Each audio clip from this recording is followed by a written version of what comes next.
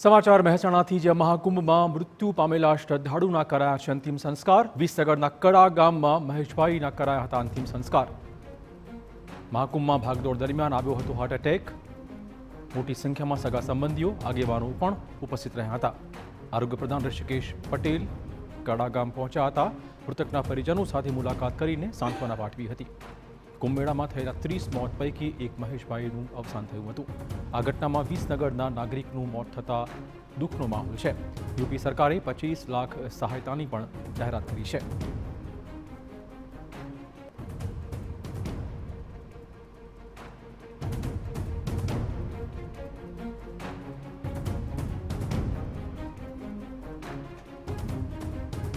મૃતક મહેશભાઈના શાળાએ વર્ણવી ભાગદોડની આખી ઘટના।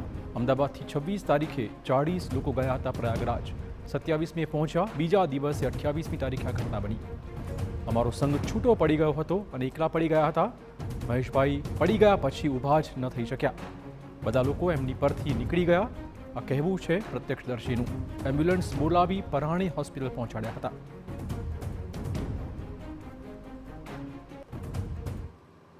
ભાઈ મહેશભાઈ પટેલ મારા મત વિસ્તારના કડા ગામના વતની હતા। ત્યાં જે 30 લોકો મૃત્યુ પામ્યા એ પૈકીના એક જે ગુજરાતી એ મહેશભાઈ હતા।